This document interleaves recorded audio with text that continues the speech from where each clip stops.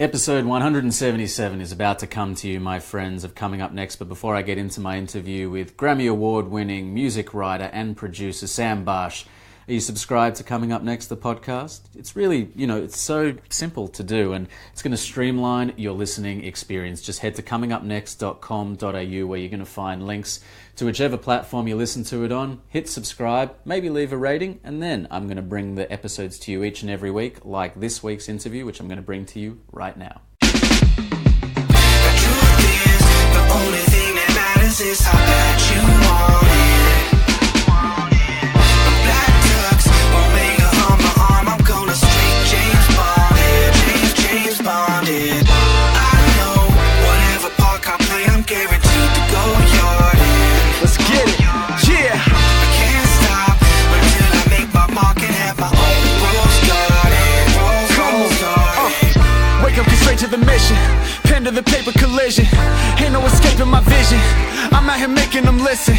Music, my sacred religion. Mentally break out the prison. Ain't never faking with fiction. Breaking the rules, forsaking outdated traditions. Steady upgrading the system.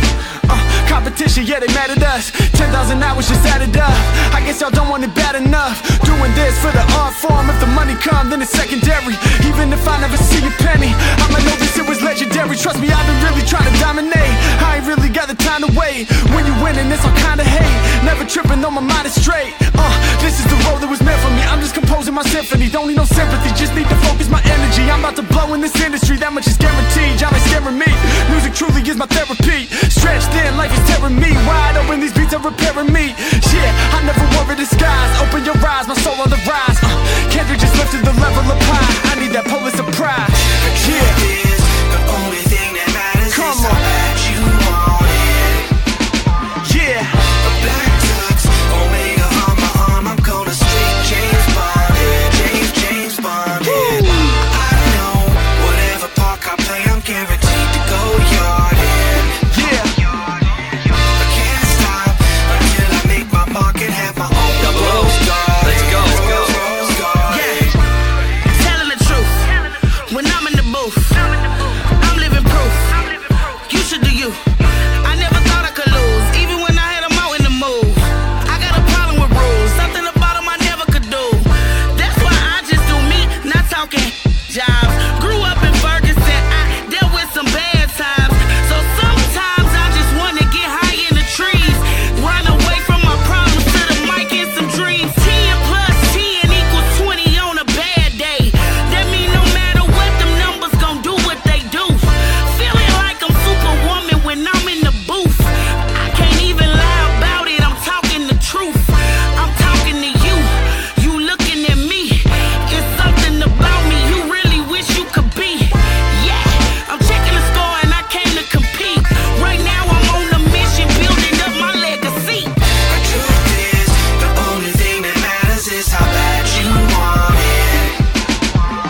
A black tux, Omega on my arm, I'm gonna straight James Bond it. James Bond it. I know, whatever park I play, I'm guaranteed to go yard in. I can't stop until I make my mark and have my own rose garden. Rose garden.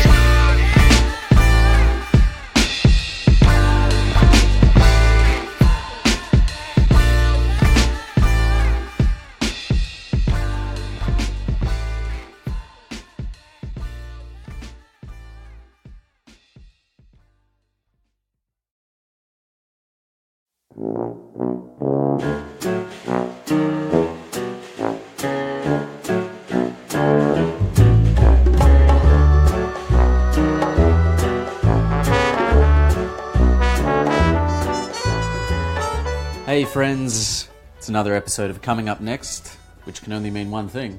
It's another episode of Coming Up Next. I'm Alistair Marks, thanks for tuning in to my show. This is the weekly podcast ramble about how creatives, or with creatives who've created a life of their own design, speaking with people from all over the world. I'm still in Melbourne, it's a lovely summer's afternoon, and I really wanted to say thank you to my guest from last week, to Michelle Law, who came on the show. Michelle has an amazing story of her career as a writer, She's got some fantastic projects coming up, and if you haven't listened to it, you can find it at comingupnext.com.au, along with the back catalogue of podcast rambles. I've got some very exciting prospects coming my way for the year 2019, but I'm going to keep that under wraps until there's actually something to tell you about. But suffice to say, there's always an exciting kind of evolution as we get to the end of the year and start to plan for the next year. Sam Barsh is my guest this week. Sam is a music writer, producer, and player. You may know a few of the people he's collaborated with, namely Aloe Blacc and Kendrick Lamar, just to name a few. He played keyboard on Kendrick Lamar's song I, which received a Grammy for Best Rap Performance and Best Rap Song. He also played keys on the song Institutionalized, which was on Grammy Award-winning album To Pimp a Butterfly. He's performed with Bobby McFerrin, Boyz II Men, Fred Wesley, Avishai Cohen, Bruno Mars, Debbie Friedman, Gene Simmons. The list is just kind of Tom Jones, Ledisi. This guy, if you want to talk about being prolific, this guy kind of sums it up in a sense. He's got this new project coming up, which is an album based on the life of Ruth Bader Ginsburg in the US Supreme Court. We get into that. The song you heard at the head was called Rose Garden, and it features Harry Mack, Ms. 007, and Van Eyck. And at the end of the show, I'm going to play another tune called 3/5, which features Mike Holden. You can find lots of Sam's work online on the various channels. Anyway, we get into some pretty deep technical and financial stuff, actually, about what it's like to kind of forge a career as a songwriter in today's day and age, in the age of streaming. We also talk about the usual philosophical musings, ramblings, etc. And we're going to talk about it right now. Episode 177 of Coming Up Next with Sam Barsh.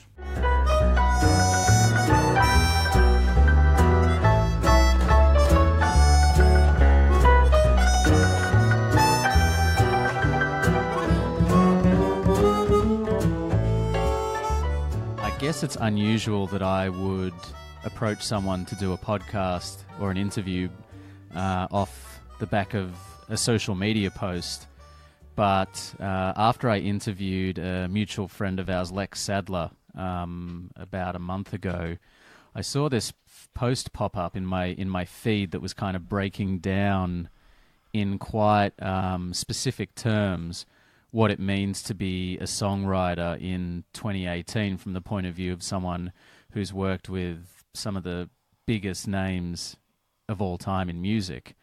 So I was very interested to speak with you and to kind of, I guess, get your point of view about how the music industry and specifically the kind of songwriting industry has changed over the course of your career. And I guess also how you've kind of adjusted to the psychological aspect of that. The kind of one of the last things you said in the post was, it'd be like embarking on an education to become a doctor, knowing that at the end of your university or tertiary education, you were going to be earning, a nice six-sum figure per year. And then when you get there, finding out that it's actually only about $50K a year.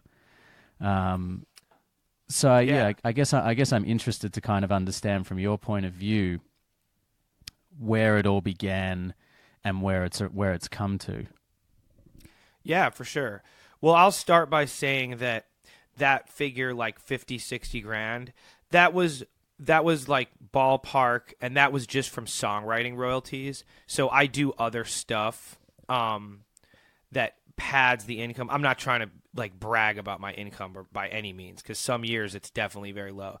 But I wanted to make sure this was targeted specifically to songwriting and not to just like the music industry in general or producer fees or stuff like that.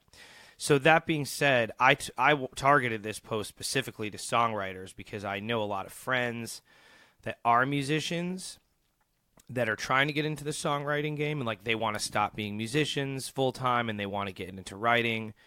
Or I know a number of young songwriters that maybe are on their first publishing deal or are looking for a deal.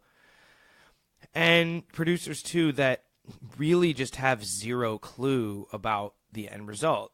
Excuse me. A lot of people think that you write a hit and you can retire. You write one smash and you can retire. Or you write one smash, you're going to buy a house. And I got a bit fed up with people that on our scene, because we're all a community, you know. The people that I work closest with know what's up, but like I work with a lot of people that don't, and we're, as a community of songwriters who generally are supportive of each other, a lot of times we don't share information. And I was like, you know what? Screw it.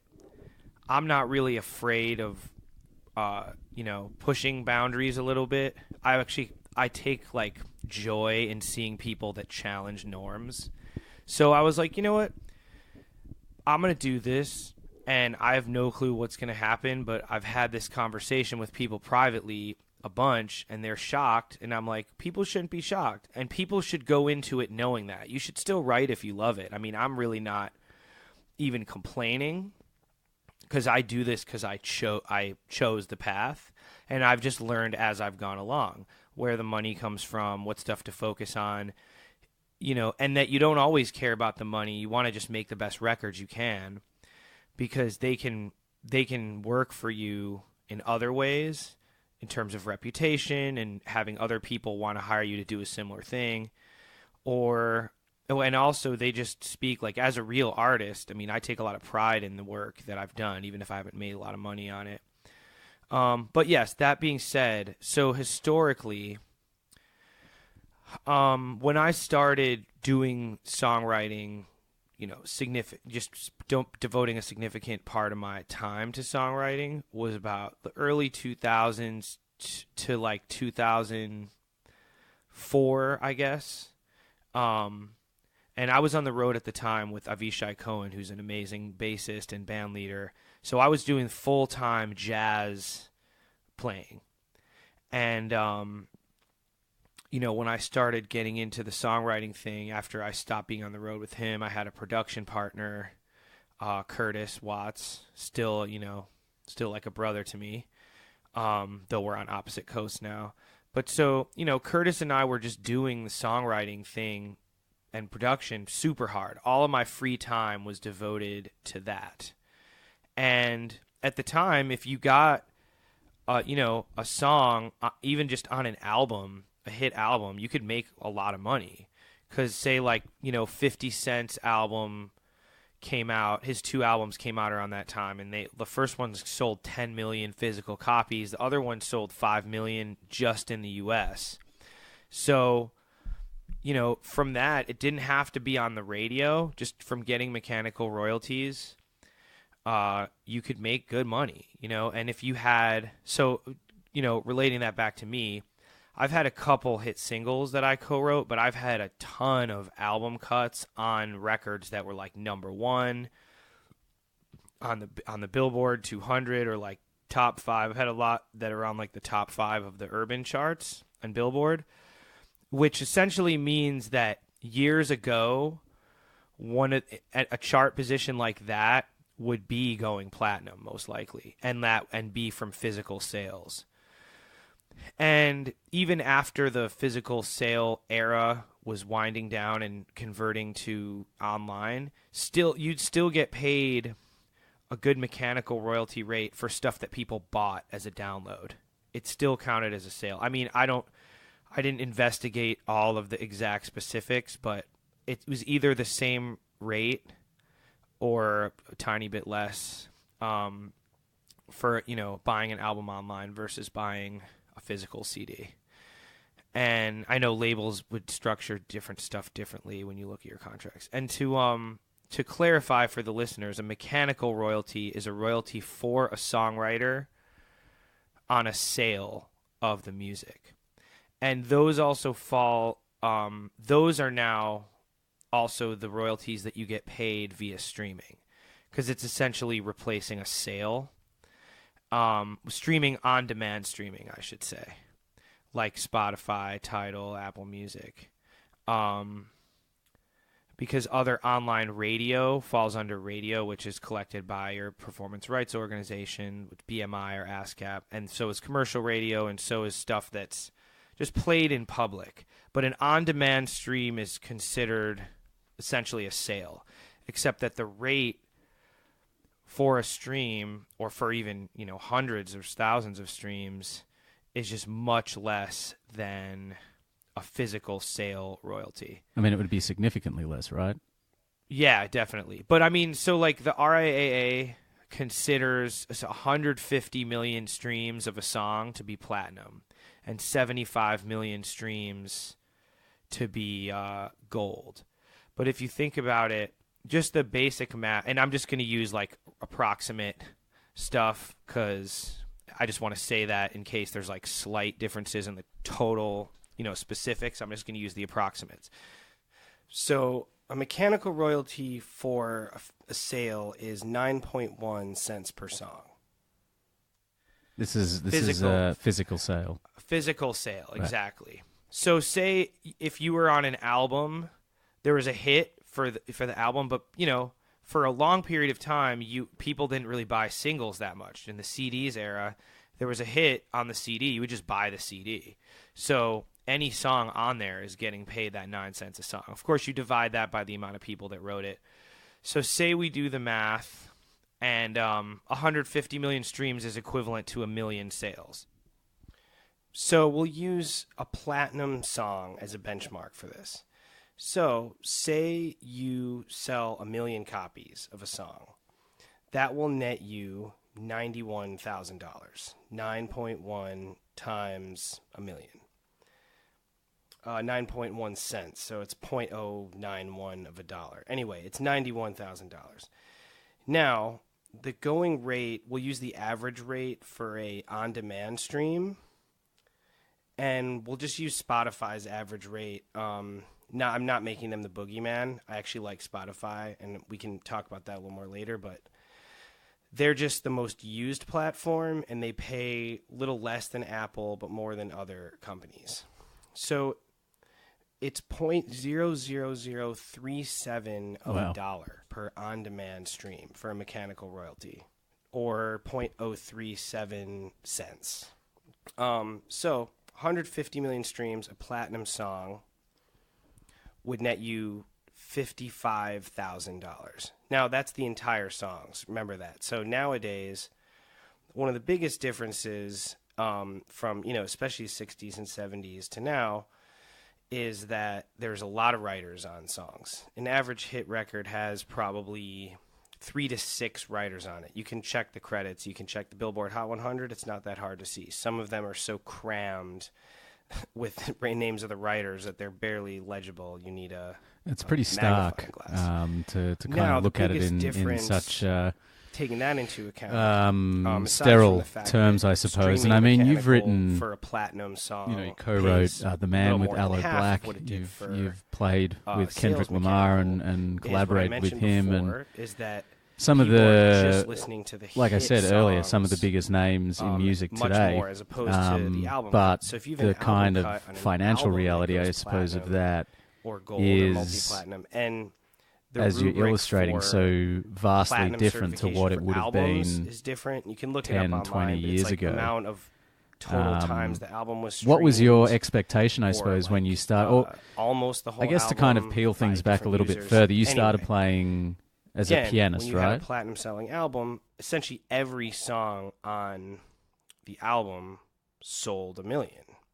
Whereas now, album cuts on platinum albums or albums with like a huge hit, you might have a hit song that streams 300 million, 500 million times, and other songs on the album streamed 10 million, 12 million. And so then you're talking about not very much money at all, especially when you're splitting it by a bunch of writers. And the myth that you write a hit song and retire, or you write a song on a hit album and retire, that is just that. It's almost in every case now a myth, and it goes to catalog stuff as well. There's people couple of people that I've talked to personally who've written hits in the past said their royalty stream went down about 70% into the streaming era. So now people that were making, comfortable 6 figures a year of residuals off of hits they wrote or off of total catalog now are making a lot less money. And maybe they thought they could retire on that money, but now it's different. And it's because, catalog records, catalog means stuff that's not new, used to still sell a good amount. Thousands, tens of thousands, 100,000 copies a year, depending on how popular it was. And the song was re-recorded a bunch on compilations. And you're also talking about worldwide, so it's a lot of people. And that's one of the things I wanted to dispel. One of the myths I wanted to dispel the most is that people think you write one hit, you're set. And that is not true today, except in the top 1%. And even then, you have to have a good percentage of that song, and you really likely have to have multiple hit songs. And it's also worth noting that commercial terrestrial radio is a must for earning money these days. That and licensing, because commercial radio still pays a good rate, and licensing music like to film and TV, that's really the best revenue stream. Yeah. I mean, you've worked with, like I said before, some of the biggest names in music today, collaborating with Aloe Blacc, Kendrick Lamar, Ladisi. I suppose, I guess to peel things back even a little bit further, you started out as a keyboard player when you were 4, is that right? Yes. I grew up in Chicago, and mainly grew up right outside in a town called Wilmette, Illinois. It's just north of the city. It's right next to Evanston, where Northwestern University is. So by the time I was in high school, I got really serious about piano when I was 16. Right. And I started playing a lot of gigs around town. Do you remember what the first time was, or the first time that you did play piano? Do you remember what that experience was like? I was 4, so I don't remember that well. We had a old piano in the house, and my mom asked me if I wanted to take lessons, and I said yes. I mean, I kind of remember my first teacher. She was not cool. She always compared me to the other kid who came before me who was older than me. I mean, that really bothered my parents. I don't really remember caring, but I stopped, started again, and then, I wasn't in love with it. I would just practice my half-hour a day. My mom and dad were definitely not trying to have me do a career in music. They just wanted me to be involved with something. But eventually I got very passionate about it. It just took a while. So that was around about the time you were sort of 16 and finishing off high school? So when I was in middle school, I got more into jazz band. I really fell in love with jazz. And then that just progressed in high school. And I went to a music camp at Northwestern University after my sophomore year of high school, and that's when I got really serious. I had a teacher named Mike Coker who had gone to my high school, and because I went to a very difficult high school. It was a public high school, but 4,000 kids, very competitive. 7 different towns sent their kids there, and it's just hard to get good grades there. So I was like, man, how did you survive New Trier and also find time to practice? And he gave me some stuff. He's like, I practiced during lunch periods because we had some practice rooms on the 4th floor of the arts part of the arts wing of the school. And he was just like, you'll find the time in times where you wouldn't be doing stuff. And he was also like, I didn't spend a ton of time doing homework. He's like, get good enough grades, but you don't have to break your ass to get straight A's. Because at that school, kids that got straight A's were either genius level IQ or just had no life. So that's when I really got serious. And I started practicing 3-4 hours a day my junior year, and then 5-6 hours a day my senior year. And I ended up going to college in New Jersey at a really good jazz program called William Patterson University. And a lot of good things started happening for me then. I got a full ride to college. I made it to the Grammy band, which is a national. I was in the Grammy combo. It's a national thing where they only pick like 35 kids or something. They pick a big band, a choir, and a combo of kids to go to the Grammys and work for 10 days and record. And it was a big deal. And I won another couple like competitions or like all-state stuff. And so that's kind of convinced my parents to let me go for it, that I was good enough to try to do music. And then, yeah, I went to college in Jersey right outside of New York, and I got into the New York scene throughout that time. And I was working, by the time I graduated, I was working full-time doing jazz, basically. Yeah, wow. Must be pretty, it's pretty incredible. I guess New York is kind of the place to do that, to really bed into a scene and start meeting people and start hustling and playing. Yeah. New York is the spot. I mean, it's dwindled to some extent for other styles of music now, with people moving to Los Angeles, Nashville, Atlanta, or, a lot of people I know moving upstate New York. But for jazz, it's still the Mecca. When I went there, I moved there almost 20 years ago. It was totally the Mecca. It was the most competitive place to do jazz, but it was the best people. And I was so gung-ho on jazz. I was just like, this is what I'm going to do. And, my junior and senior year, I lived in New York and commuted to New Jersey. I lived in Brooklyn. And I had only had school 2 days a week, so I was just doing sessions, having people come over to the house to play, going out sometimes to multiple places, multiple clubs a night.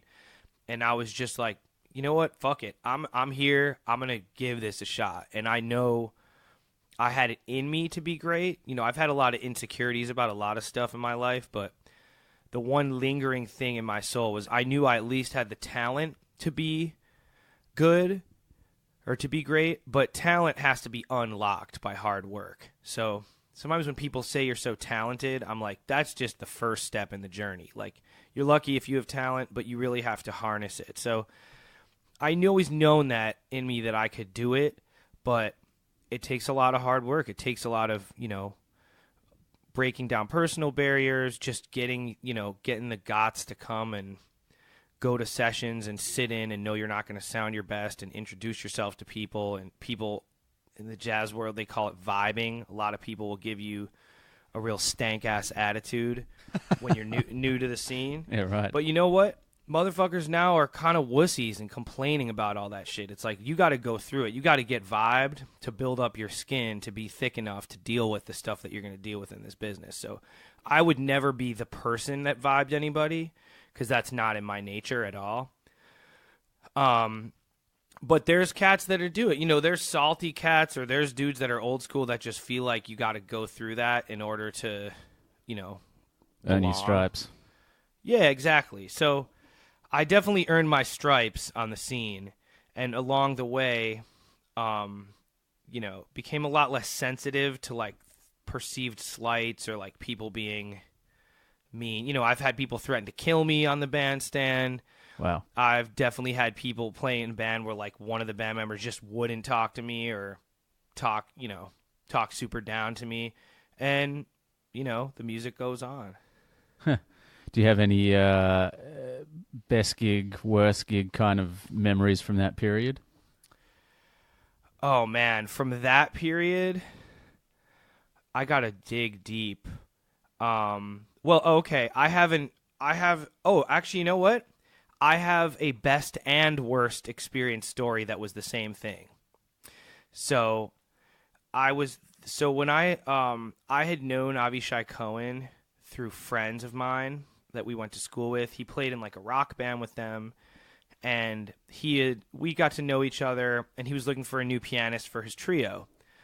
And my friend Mark Giuliano was already in the band, and he was like, yo, you should check out Sam. So I had scored a gig through friends of mine at Haverford College. And Avishai was like,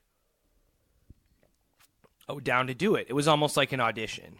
So Haverford's 2 hours from New York and Philadelphia suburbs. So we go down there. It's dope. They have like, a bunch of food for us, booze. It's like a college basement party. So it's just the vibe is dope. And the gig went great. And so I had a feeling that might have meant I was in the band. So that was like a super high. You know, he was super stoked about it. And we played some of his music. We played like an arrangement I had done. So that was, you know, an ecstatic feeling. And it set off a 3-year working relationship. We did 3 records. You know, I was able to buy an apartment from touring that gig. And we went.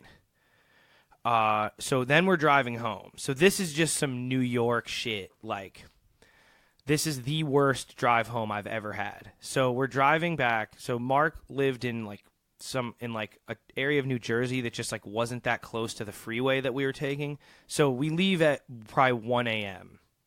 and the other guys are probably drunk. So I mean, I don't drive drunk. So drive him. I'm like getting lost. It's mad dark. Finally get him into his place in Jersey. Then go into New York. So obviously I lived on the Upper West Side. So we're driving.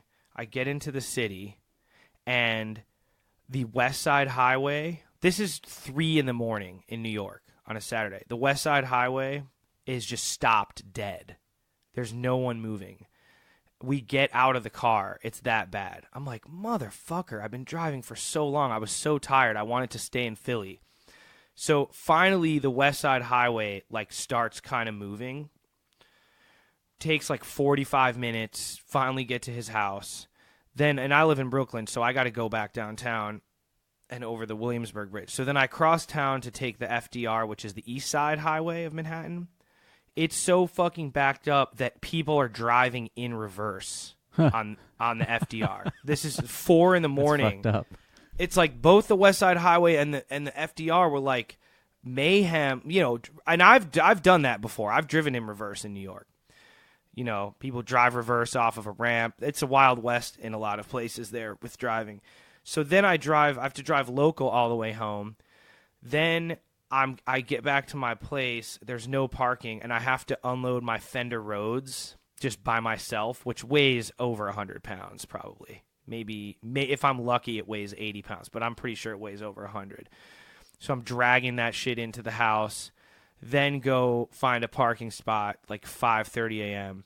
But still, after all that, was stoked because I knew that gig could lead to something good. I feel like that's almost a microcosm of the music business. It's like you can have extreme highs, but then just go through the most life resistance possible, and you just still have to endure. Like that, you know, shit like that. I dealt with. I had a car once that I got hit and run by a police officer in my car. I got a car that it was in the shop and they kept it for 4 months. They were driving it all over. Just like random life shit like that now I'm in LA, I never take anything for granted. Every day I'm thankful. I'm like, man, I don't have to do this. And when I didn't have a car, you know, for years I was on the train till 3, 4 in the morning, taking 2, 3 trains with my equipment. So I know that was a little bit longer of an answer to the question of worst, best gig experience, but I think it just goes to the nature of the yin and yang of the music world. You can have one amazing experience coexisting with some really rough stuff. It definitely goes to illustrate that kind of the duality, and also I guess the way that you, like you say, you need to earn your stripes as well as develop that thick skin to exist in a creative industry and in an industry that does tend to eat a lot of people up and spit them out. Oh yeah. And that's always what I have in mind when I share stuff about the business. I want people to know what's up, and I want people, if they're going to do it, just to have that thick skin, because otherwise you're just going to be, you know, so sensitive, and you're going to just be like constantly in turmoil and probably get out of the business. Now, obviously, there's a lot of attrition. It's not for everybody. But whenever I share stuff, there's an underlying feeling of like, know what you're getting into. But you know what? As much as you could tell somebody anecdotes, you really don't develop that thick skin until you do it yourself.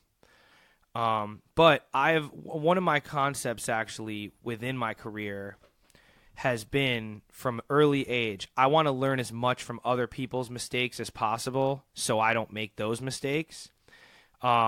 I know I'm going to make a lot of my own mistakes and learn from them, but if you can learn from people that you know that are a little further along, that share knowledge, that who you trust, then you're going to be ahead of the game because you don't have to make every mistake yourself. Yeah, in theory, it's time saved, hopefully.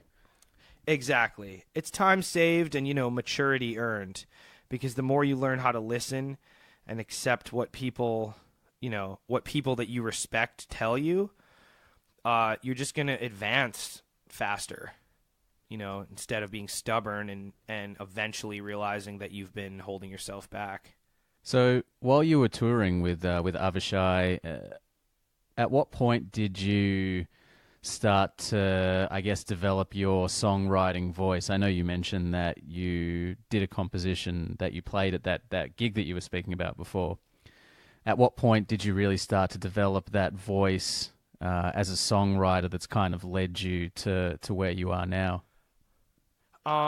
Good question. I started out writing jazz songs. So initially, that was my first foray into writing. 15, 16, I started writing. And by I was 17 and 18, I was writing a lot. And my teacher was a very well-known jazz teacher in Chicago, Alan Swain. But he was also a guy that had figured out how to make money in music. He had run his own wedding band. He had a very successful piano school. So his thing was, you need to be practicing a bunch of stuff every day. Your playing needs to be at a super high level. He's like, but eventually you will want to make money. So, as a side note, he was talking about gigs when it was like the 50s and 60s in Chicago. He was making $100 on gigs, and people were still making $100 on gigs today. Wow. No inflation. No inflation. That's just another thing for people to know. Meanwhile, cost of living goes up. And, there's gigs that are paying less than that. I try not to do them. And I don't really do... I do know the value of myself, but still, sometimes you just take a local gig if you feel like doing it. It doesn't pay that much. And most guys playing local and girls playing local gigs, they're making that. So they're making what people were making in the 50s. So to keep it moving, Swain was always like, you need to be writing. And he's like, and your writing is really good. The melodies are really strong. So though I was writing more complicated jazz stuff, I always had in my head that people always remembered my jazz songs. And jazz musicians really aren't that concerned a lot of times with melodic stuff. They like into, if it's got cool changes or complicated. But the fact that like people I worked with would be singing my songs, talking about my songs, I was like, okay, I know in my head that I'll stick with this. So as my interests shifted to being more into pop music, and I really got into it via the hip-hop and urban music world, the stuff that was going on around that time. The Neptunes were hot and producing a lot of stuff with interesting changes. Justin Timberlake's first album came out. Some of the 50 Cent stuff, Jay-Z, the Black Album, Beyonce's first album, A. Marie. So those artists were like doing stuff where there was cool chord changes, and the beats were great. So I started, after having years of just listening to jazz, I started getting into it and was like, okay. And so that was 2003, 2004. So I bought a sequencing keyboard and started producing very basic tracks. And that's when I started really writing more pop stuff. I had a partnership with Sarah Verspril, who's now of the band Pure Bathing Culture. And we had a project where we co-wrote everything. And there's a duo band called Sam and Josh who became very close friends of mine, who were like great songwriters, and they knew how to record themselves. So I started doing stuff with them and just learning how to even do it. And, I had friends that gave me encouragement, but stark commentary. Like my friend Josh, he was like, look, I think some of the stuff you're writing is good. Some of it's, not really that good. And, just if you want to do this, keep going. Because he respected me as a keyboard player, so I think some people were surprised that I was interested in doing that. And, another friend of mine who had a major record deal at the time, she was like, stuff's pretty good, just keep working at it. And then my first meeting with a publisher, I met with the Royalty Network in New York.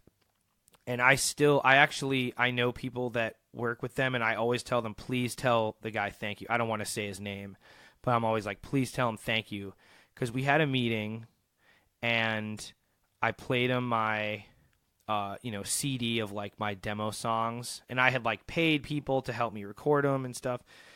Listens to them, very unenthusiastic reaction. It wasn't mean, but I had brought his copy of the CD to leave for him, and he kept telling me, make sure you take your CD. Like, he said that multiple times. He didn't even want to be the one to have to throw it away. He didn't want it in his office. So I've gotten, along the way as I started, I got some good, good cold hard feedback. I had another close friend of mine listen to it and go on for 45 minutes about how it was whack and all this other stuff. But by the time I was, 25-ish years old, I was deep into doing the pop writing stuff. And what was your expectation when you started to immerse yourself in that, in terms of where you saw it going, both in terms of artistically and financially?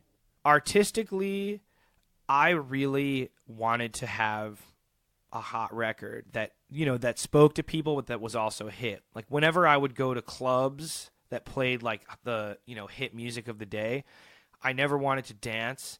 I would just listen and be like, I could do this shit, and I'm inspired by this to do my own stuff that is this. And I knew that people were making money. I mean, it wasn't hard to just see, especially in hip hop, it was so flossy of a culture. And a lot of that is BS. And flossing is like when you show off and get jewelry and all this stuff like that. But a lot of producers were getting money. And I knew anecdotally, and again, a lot of these things are anecdotally, or you read one thing one place and another thing another place. But, people like Scott Storch, who was a hot producer, one of the hottest producers at the time, getting $100,000 to $150,000 a song. The Neptunes were in that same range. And sometimes that was stuff that was just the label bought the beat from them, and they might not have even used it. It's crazy. And yeah, nowadays, even big producers, unless you're the A-list number one producer, which is only a few people, even like people with major songs, they're not getting paid generally in advance. They're mainly getting their fee if the song if the song gets taken by the label. Now, producers have day rates and they'll charge for their studios, but the average producer in music today is doing everything on spec. And they get their fee if the label decides to use the song. So that's another important. This is a kind of a tangent, but that's another important thing for people to know, is that you're going to be doing a lot of work on spec, aka for free, until you hopefully land a placement. So there's producers. Say a producer has 2-3 good placements in a year. All the other stuff they did probably didn't pay. Anyway, so in back to like the 2005 days, you saw what the major producers were getting. And so you figure that the guys just under them were still getting, 50, 75 grand a song. Tony Braxton wrote about working with Irv Gotti, who was founded Murder Inc. Records and discovered Ashanti and worked with Ja Rule and stuff. But he was also a producer for outside artists. And in her book, she said he was getting $200,000 a song. So just think about that. That was there. That carrot was there on the stick. Now, I knew a lot less about publishing then. I had read some books, so I didn't know exactly how much like stuff paid when it was on the radio or the whole licensing world. That's really exploded now with all the online media and Netflix and stuff. But I just knew that for producer fees and for royalties at that time, if you had some big records, like, you could make some real scratch. We'll be right back with the interview in just a second, friends, but as this year is beginning to wind up, I wanted to ask you a pertinent question. Are you looking to make 2019 a year where you're far more organised? Do you feel like all of your thoughts are kind of like circling around your head and you're not really sure what to do with them, you're not really sure how to move forward or kind of organise them? You've tried all the apps, all the planners, all the systems, and nothing's really worked. Well, there's this guy out there whose name is Ryder Carroll, and he's come up with this amazing system called the Bullet Journal. The Bullet Journal combines all of the elements of a wish list, a to-do list, and a diary, and I can tell you, it's going to change the way that you organise your life through tracking your past, ordering your present, and planning for your future. The Bullet Journal really helps you to identify what matters and set goals accordingly. So, if you're looking to start 2019 on the right foot, check out this essential guide to tracking your past, organising your present, and planning for your future. For all the information, hit up bulletjournal.com. Now, let's get back to the interview. At what point did you start to see your work translating into dollars? In the late 2000s, I had been producing a bunch, and I finally had some product. You know, I had collaborated with other people, but I finally had some product that was playable. You know, we put up a MySpace page, and I was able to send it. And so there was a summer where I had like 3 production projects, and you know, I made some pretty good money from producing that summer. Then the economy crashed in 2008, and you know, everyone was affected by that. The music business isn't always as affected as other things, but so I found myself having less work at that time. But then I started a group, Palter Ego, with Jessie Palter, who's still one of my closest friends, and she's a vocalist and songwriter. So we started writing our own stuff. I wasn't producing for like outside artists, but then our music started to get licensed. And we've had songs licensed a number of times. And then, so that was like my first like significant publishing money that I would get from like BMI. And by significant, I mean, you know, a few $100 here, you know, quarterly, depending on what we had, you know, if we had gotten good placements. And, you know, we had like commercials. We had a national commercial for, you know, a couple years. We had stuff on the radio, not our song playing on the radio, but like in radio commercials, stuff like that. A couple TV shows. That was the first taste. And then I started writing with an artist named Robin McKell, great vocalist and writer, and she's big in France. She's from America, but she's like a festival headliner in France. And we wrote some stuff for her album, and a lot of it I had like one song I had 100% of the publishing, one or two I had 50. Probably the least I had on any of those songs was like 33%.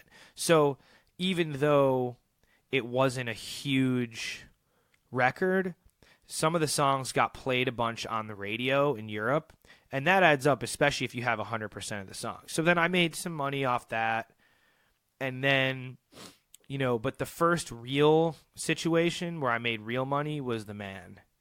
And, you know, for your listeners in the UK, that was a #1 pop hit in the UK. It was top 10 in the US, and it got licensed a ton. And it started being on a Beats by Dre commercial, and then the label decided to put it to radio, because, you know, labels always pay to get songs on the radio. Some other shit people should know.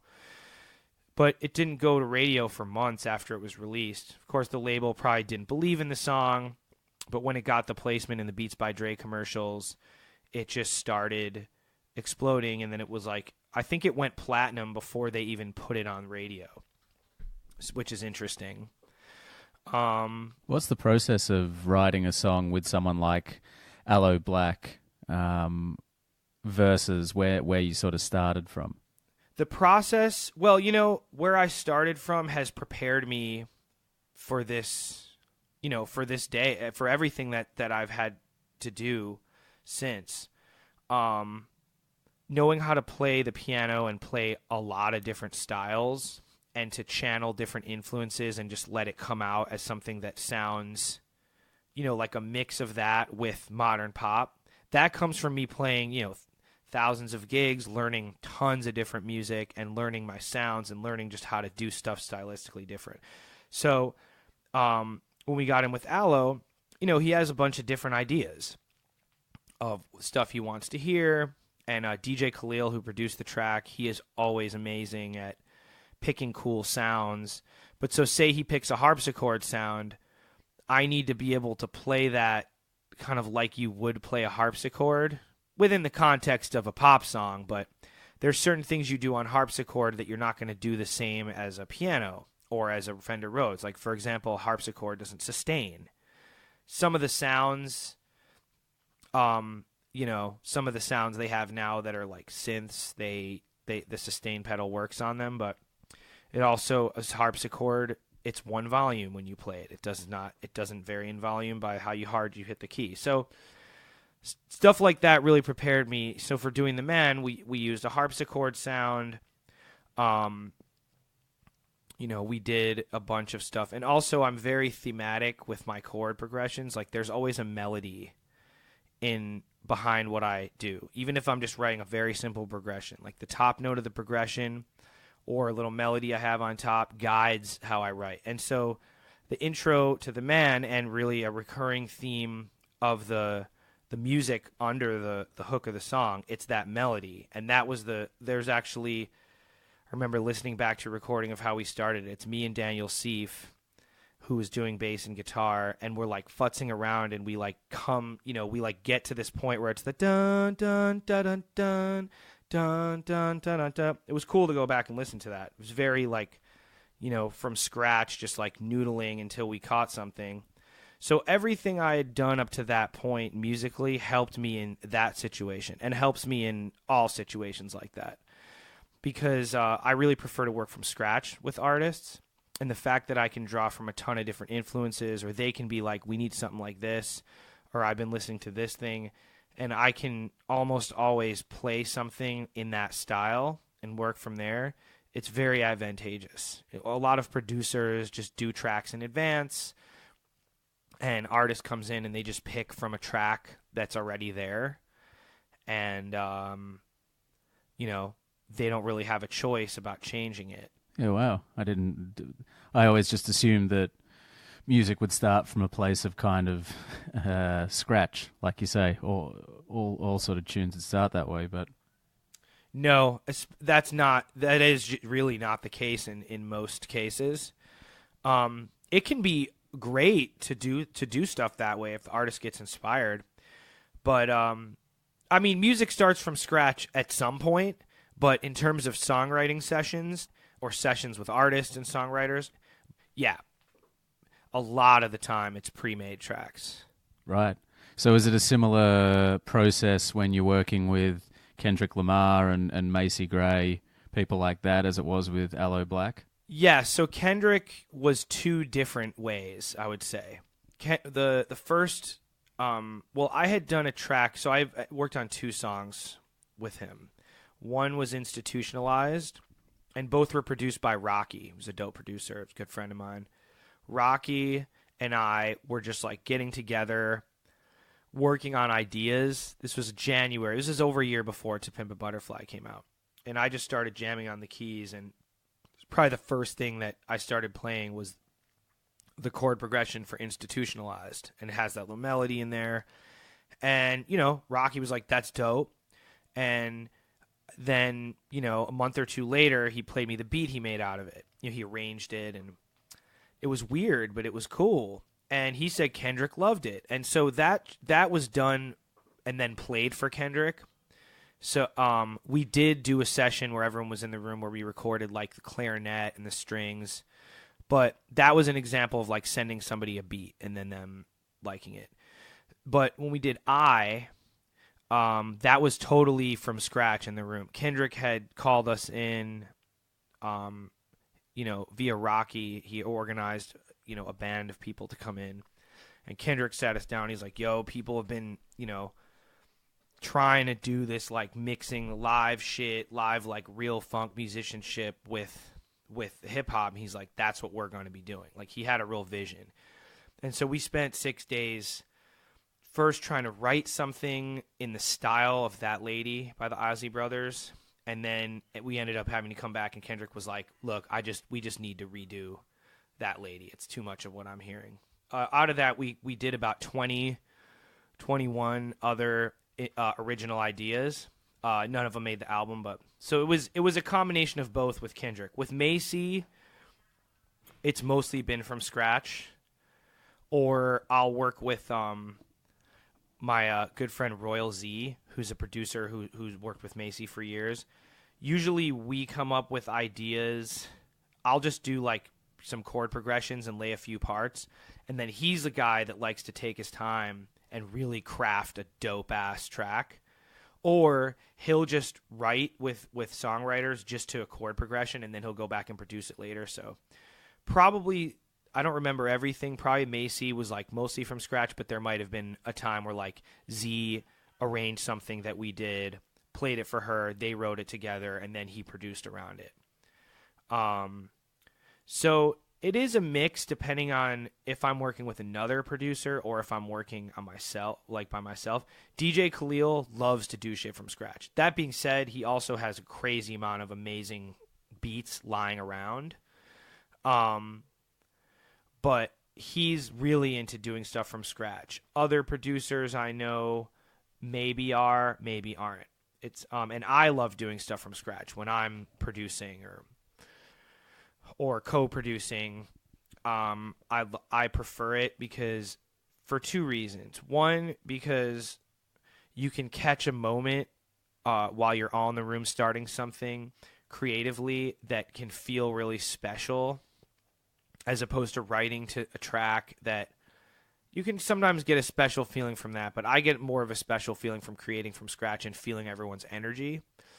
And the other thing is that usually an artist will be way more attached to a song that they were in the room creating from the beginning, as opposed to either a song that was sent to them fully or partially written, or a track that was sent to them. So it's like people generally connect more to stuff when you do it from scratch. And you've got this new album that you've just been putting together that's based on the life of Ruth Bader Ginsburg and about the U.S. Supreme Court. Yeah. What was the kind of how did you draw sort of inspiration for that, and what was the process of putting that together? So that was I was approached by a couple of curators at the Skirball Center, which is a museum and Jewish cultural center in West Los Angeles. It's right off the 405 freeway in this like little inlet of land. So I don't even know what neighborhood to call it. It might be Bel Air. It might be, West LA, whatever. I went to a Muppet exhibition there earlier this year. Oh yeah, they had the Jim Henson thing. Henson Exactly. thing, yeah. She said they told me it was crazy popular. I didn't make it to that one. I've gone to their last few exhibits there. So anyway, Skirball approached me. They're like, it was right after the election of Donald Trump. And personally, Donald Trump's values are not in alignment with mine, without getting too political on this podcast. And they are not in alignment with the values of the curators at the Skirball, the particular curators at the Skirball Center that approached me. And kind of in light of that and a lot of sense of crisis involving the Supreme Court for people that do prefer a progressive Supreme Court, they were like, we have this exhibit planned on based on the book The Notorious R.B.G. and the life and times of Ruth Bader Ginsburg, and would you be down to do music specifically for the exhibit? And I was like, yeah, and they're like, basically like, do whatever you want to do, more or less make it like the length of how long it would take somebody to walk through the exhibit. That was like kind of my only guideline. So I started thinking, now they had in the Roy Lichtenstein exhibit, which I had gone to, they had Kamasi Washington's album playing, which is instrumental, and he didn't custom do it for the exhibit, but they like used it and they had a little like plaque in there saying it was his album. So I was like, it could be an instrumental thing, but then I was thinking, you know what? This could, as I started doing research, I was like, this could be way bigger than that, and it could turn into something great, and it's a good cause to get people to come collaborate. So, because my thought is, I'm, as much as I'm an even, like, I don't judge people by their status in life type of person. The reality of the music business is you have a pecking order based on how people perceive you, what you've done, whether people respect you as more of a musician or a musician writer or as a producer, or you've had multiple hits, or like the what have you done for me lately thing. So I know where I'm at, and I'm cool with, I'm aiming to move as high as I can go. I don't judge people below me, above me, whatever. But my point is that if you want to approach somebody who's like higher on the pecking order, quote unquote, than you always want to bring them something to the table. It annoys me to no end when people who like, maybe aren't even really like good writers or aren't in the scene at all hit me up. Yo, let's write. Cool. Do you have a project to write for? No. Let's just make some money. Yeah, let's do, basically hook me up with your shit. Which was also another reason I put up that post, because I'm like, you might be scrounging on me to throw you some opportunities, but you ain't going to make any money I'm doing 99% of it. But so I come at people that are, more established than me with something. If I want to work with them, I bring an opportunity, and then it's much more likely that they'll want to do it. And it also doesn't paint me as some sort of a sycophant social climber, which I never want anybody to think of me. So I approached some people that were some really established writers and artists, and I was like, I have this project. People I already had a relationship with. And I was like, I have this project. Would you be down? And most of them said, fuck yeah. And so I got Justin Tranter involved, who's like 2-time BMI Songwriter of the Year and a huge advocate for all types of marginalized communities. He's very involved with the LGBTQ community. I've done some shows with him for that. Anyway, so he signed a trans artist named Shia Diamond. Crazy story. And so Shia did a song that we all co-wrote, Justin, Dan Crean, and Shia and I. Aloe did a song. Amber Liu, who's like a major K-pop star, but she's American, so she's like branching back into doing American stuff. She did a song. Harry Mack, who's blowing up as a rapper, did a song. There's a bunch of great people involved. And as it progressed, I was like, is it going to be 6 songs, 7? And then as it just grew, I was like, you know what? I have more ideas for this. And in a couple cases, I did songs, like just did a writing session for a song for whatever purpose. And then I was like, this could be good for this project. So it expanded to being 11 songs. And at that point, I was like, you know what? There's a lot of great people involved. And the message is I feel is excellent. It's not preachy. It's not super, it's not like corny. That was a huge goal of mine. If you do an album with a message like that, you want to make sure it's not like literal always, and you want to make sure that it's still good music and not a bunch of complaining or like just talking about Ruth Bader Ginsburg literally. So it was a couple of things mention her name, but basically it's inspired by her life, what she stands for, and other issues, constitutional issues in America. So as it got completed, I was like, you know what? This deserves a bigger life than just being in a museum. And so then I decided, I talked, with the people I collaborated with. So now we're going to do a fundraising campaign to do a proper publicity campaign. And we're going to release the album on vinyl, and we're going to, really go for it. And the nice thing is there's a couple of artists on there, aside from the established ones, that are really starting to break now. Like Amber Liu just did her first successful U.S. tour as a headliner, sold out everything. Harry Mack is about to release his album. Christine Gordon, one of the feature vocalists, has a top 15 dance hit in the UK now. So like and then of course the relevance of the Supreme Court now with the whole Kavanaugh hearing debacle and Ruth Bader Ginsburg being old and having just broke, or fell and injured herself but came back to work. There's just a lot of that stuff in people's minds and converging stuff that I would never have planned that way. I didn't know 2 years ago the whole attention the Supreme Court would be getting, or that these artists were going to be really coming into their own. So I feel like excited to release it, and I feel a responsibility to all the collaborators to give their contributions a shot to get noticed. And also I want to mention that almost everybody on the record recorded themselves and sent me the files.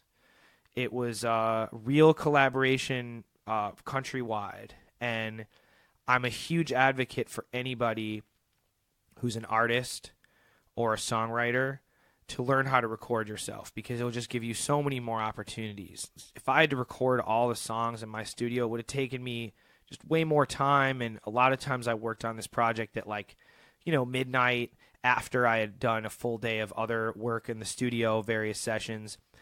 And so extra props to the people, the artists who recorded themselves, because it made it really a true collaboration, and it helped this project actually exist. Yeah, I think as an artist, probably in any discipline, the more, I don't want to say autonomous you can be, but I think the more that you can, the more kind of hurdles or barriers you can remove from being able to collaborate with people, i.e. being able to record yourself or being able to write or whatever it is, the more chance you have of being able to find success. 100%. That's something I also always advocate. I'm a person, just from my training, I can do a lot of different stuff in music. My training and the fact that I practiced a lot. I can play keyboard bass, so I can do a gig where I can be the bassist and the pianist. Get a lot of work doing that. I can I can play jazz. I can play straight up pop. I know how to program keyboard sounds. I know how to record. I know how to use Pro Tools, Ableton, and Logic. And I did a session a couple months ago where I had to use all of them in the session. I know how to use Melodyne well. I know how to produce and program drums, and I know how to play keys, and I know how to sing background vocals and produce vocals and write harmonies. So it's like I've developed a lot of skills that I use frequently, and this year is my 15-year anniversary of earning a full-time living as a musician. From the day I graduated college, I was doing it.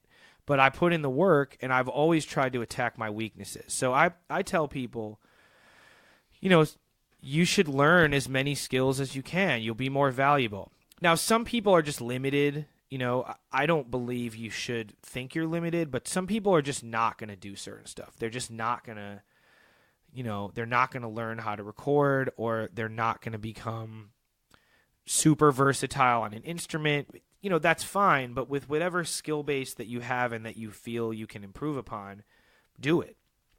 It makes everyone's life easier. I'm happy to share credit or some money with somebody if they can, if they can record and produce vocals on their own. Yeah. Get them paid as a vocal producer. Get them paid as a dope background singer. I don't care. It just saves time. It's everybody gets to, get more stuff done. Musicians, most musicians I know that are in the studio world do know how to record themselves, I gotta say. It's more common than not. It's unfortunately vocalists that are much less likely to be able to record themselves. And, take power, have that power. Don't be beholden to others. You as a vocalist, and especially in this business as a female, I always advocate have as much, as many skills and as much power as you can, because then you can't be taken advantage of by people. A lot of times women aren't respected as much as men, aren't even thought of as people that could record themselves or that even know anything. And I'm totally against that way of thinking. But the best way to change it is to boss up and be like, yeah, fuck you. I'm recording myself, and my shit's going to sound dope, and I'm going to deliver, and I'm just as good as a dude. And you can start to call me for more technical stuff or whatever, because I have the skills to do it. So I'm a big advocate of trying to get women more involved, just because there's so many talented women, and a lot of times they feel they don't see the role models of females doing what they want to do, so they don't they don't pursue it because you don't have like an archetype to follow. And the more women that really get in, get opportunities and show what they can do, the more women will get involved. And women give a great perspective to things. They're half of the human population. But that being said, a lot of women are trying to break down the barriers, and I try to support them as much as possible. At what point did you, be speaking sort of at the beginning, we're talking about the kind of financial realities of where being a songwriter is today. We're speaking a little bit before about what your expectations were when you began. At what point did you realize what the status quo was, I suppose, around 2014 to now, going back to the financial realities where we began? At what point did you kind of acquiesce or surrender to that as the reality of being a songwriter? I never ask other producers what fees they get. I know that some of the guys I work with are amazing, and whatever they get, they're worth it. But I don't pry into people's business like that. So I didn't find out about the producer fees until I started getting, placements as a producer. And those can vary. They obviously vary depending on if it's a major or a minor label. But, you can still get paid being a producer. That's a good, because it's upfront money. So anyway, that I got really much more familiar with over the last couple of years as I've, increased my producer work. Songwriting wise, once I started getting a lot of cuts on, on records and, you see the royalty statements, and I look at the statements. So that's when I realized the reality. And what always stuck out to me was that satellite radio, which is Sirius XM in this country, Pandora especially pay, it's like useless how much they pay. It's just totally useless. In my opinion, I like the service. I like satellite radio. The quality sucks, but like my wife has it in her car. Like I like the concept, but I would not care if they just went away. They didn't even pay for pre-1972 recordings at all until the Music Modernization Act passed. Think about that. That means that their fucking 1970s station, their 1960s station, their 1950s station, and their 1940s station, well, part of the 1970s station, but for the first stations on the dial, they're not even paying anything for. Like, fuck that. Yeah, and their rates are terrible that they pay. Some of the interview shows are cool. And Pandora, it was great for a while, but fuck you, pay me. That's my, that's my stance. I don't use Pandora. I love Spotify, and I actually advocate streaming is great for artists. Not good for songwriters, but it's a great way for artists to find out about stuff. And I do want to say that Spotify, specifically because I've worked with them, they do a lot to help develop artists and expose artists. But the stance of them, from the people I know there, is like, look, we know we're going to have to pay more to publishers, but basically we're bound by law. The law sets the rates, so they don't have to pay more. No one's going to pay more for something than they legally have to. So in that way, you can understand that the streaming companies aren't the boogeyman. They're just they're just the landscape now.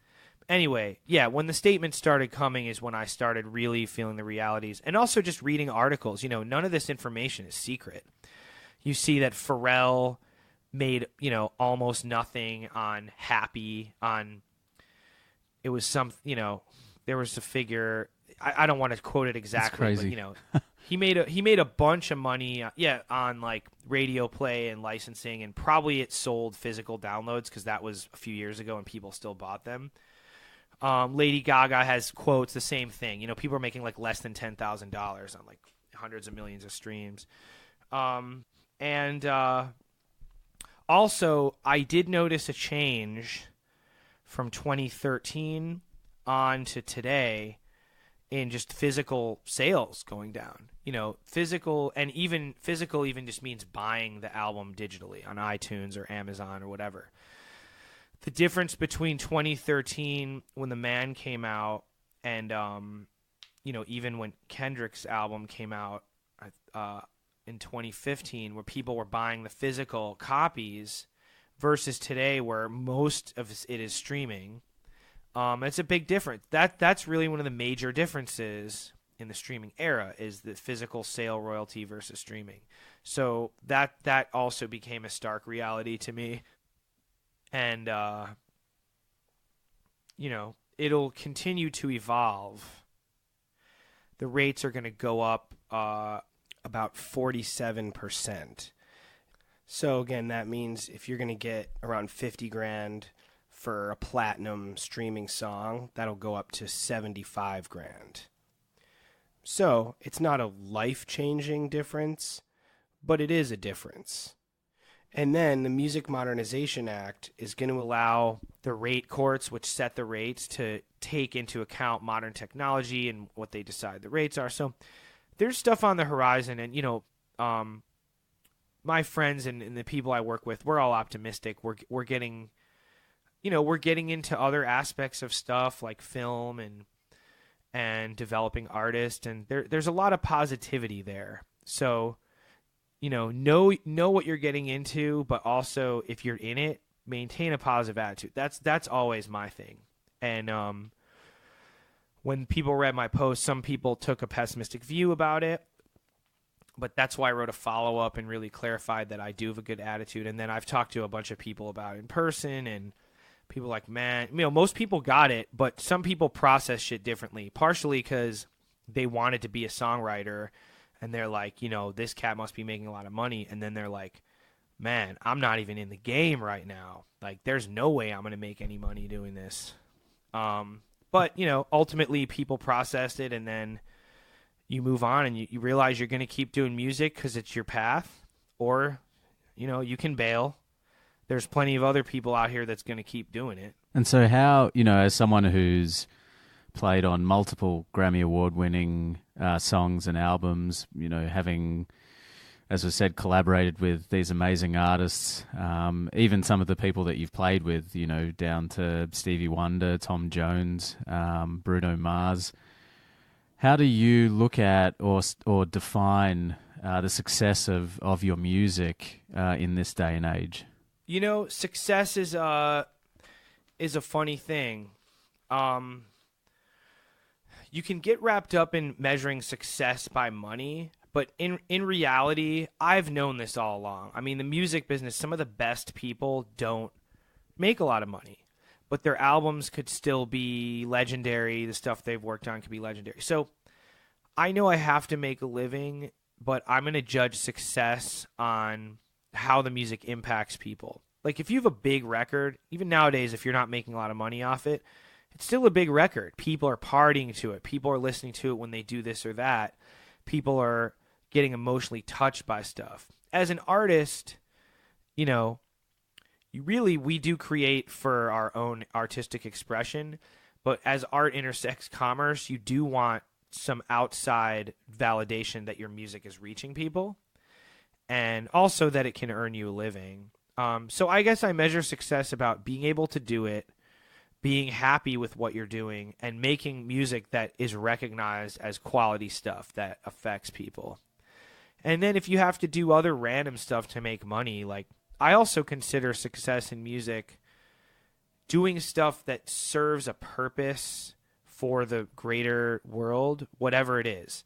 So I donate my services to a number of charities, outreach to kids, also even just doing private events and stuff. Like, if you're playing at somebody's birthday or their wedding, like, that's a major thing to them. I've played at people's weddings and they like hit me up. You're so amazing. That was like the best version of this song ever.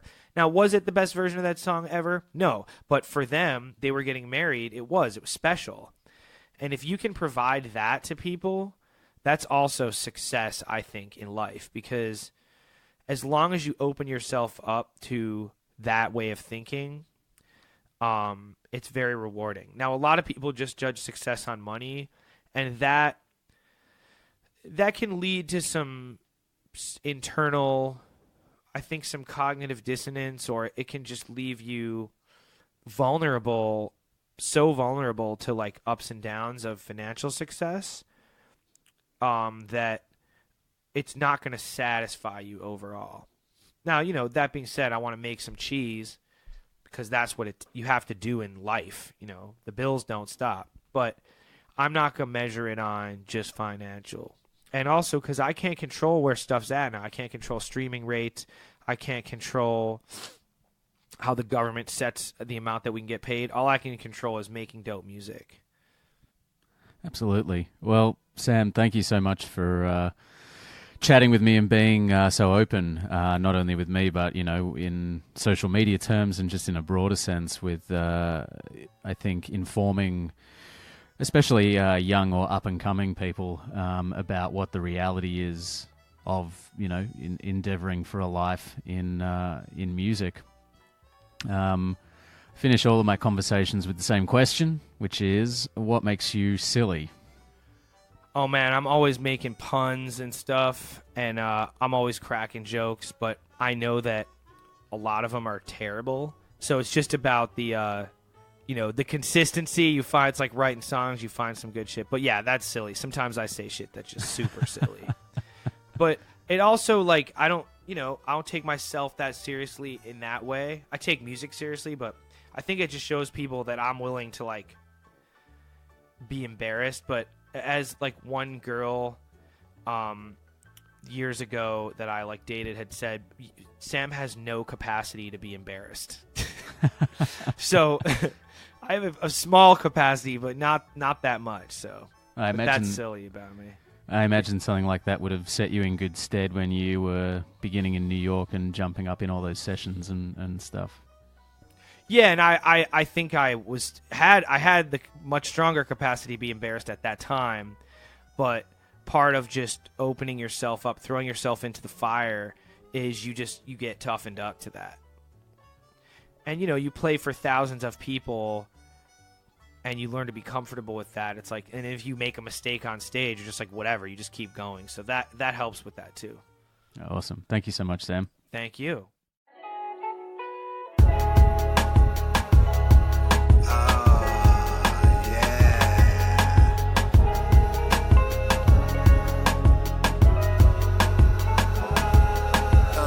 Time to free these burdens. My counterparts say I'm undeserving. It's quite disturbing. I curse the skin that I was birthed in. Turn around and curse the country I put work in. Serving serpents. Steady dreaming I'll catch master out back in Merkham. Dirt napping, earth them for certain. But is my soul worth it? Only thing saving them is this church hymn I sing every Sunday service. Oh, and I turn to the bourbon I keep behind the curtain, so my kids don't know the evil's lurking. My wife know deep down inside I'm a good person, but when I'm off that sauce, she uncertain. It's getting violent. My family's living with the tyrant. Where the time went, product of my environment. I learned nothing but hate, violence and rape on this estate. Try to escape my mistake. Dogs on the chase, quick in my pace, no ace in the hole, just running with my fate in the balance. If they catch me, I'ma bleed by the gallons. I'm swinging from a tree like when I was 3. Your pops when I was 10. Ain't no good luck, try again. For the African, they string you up like violins, but the pressure make diamonds. No looking back, they follow my tracks, pushing out on the gas, running through the grass, dirt, no shoes, no shirt, stepping on branches, can't see my hands, it's dark as the soul of my masters. Dogs making advances, my circumstances getting bad. Freedom ain't free when your skin is black. Tried to get free, maybe I shouldn't have. When I doubt creep in, fake tend to crack. That's when I felt the teeth go in my calf. My whole world flipped around and turned upside down, looking up at my mask. You done f***ed up now. We only 3/5. 3/5 of a man, beaten by his master's hand. I give a f*** about your master plan. Take a boy and put your robe around him, and every time you vote, they count him. We only 3/5. 3/5 of a man, beaten by his master's hand. I give a f*** about your master plan. Take a boy and put your robe around him, but rest assured, all that goes around comes The back soul of my round. grandpop still live within me. Live with that fire inside, can't escape the frenzy. Fresh back from the war, I seen the deaths of many. So I drown all my sorrows inside these fifths of Remy. Just give me one night, free of mangled flesh, bayonets and threats. From bombs bursting in the air, it's hard to take breaths. I wake up in cold sweats, wifey hold me down, ain't giving up on the boy yet. They just blew up the house that God built yesterday. I just laid 2 of my good friends to rest today. And you say, 13th Amendment, they was just pretending. It's all a mirage, trying to beat the odds. Can't vote for the laws, grandfather is off, let the dogs loose. I don't expect them to call a truce, so I'm balling up my fist. Put it in the sky like this, put it to your eye like this. If you insist, we just gon' die like this. History defined like this. Nah, no more speeches, no more pledging allegiance to the critics like equals. Man, I seen all the evils, carving tongues out, leaving the speechless, gouging eyes out, then get tied down to the train tracks. Where's the payback? Then we meet up after sundown and discuss how we gon' take back dignity and family they took from us. That's when a mob kicked down the window shutters to confront us. The whole world flipped around and turned upside down, looking dead at them bastards. Up now. We only 3/5. 3/5 of a man, being by his master's hand. I give a fuck about your master plan. Take a boy and put your rope around him, and every time you vote, they count him. We only 3/5. 3/5 of a man, being by his master's hand. I give a fuck about your master plan. Take a boy and put your rope around him, but rest assured, all that goes around comes back round. I blacked out to awaken, holding the wooden plank engulfed by fire and smoke, choking from all the mayhem emerged. The voice of a young man beneath the rubble. I turned, discerned he must be in trouble. The structure above him flirting to crumble. I put my arm out, yeah, and pulled him out from the underworld into the heavens. We stumbled out of the burning building together and gradually gathering the folks. Not in my skin tone with a waiters. His mother stepped forward, once over his son praising God. The angels must have been working overtime that night, cause this lady just did the most courageous for the ages and embraced us. Never was 3/5.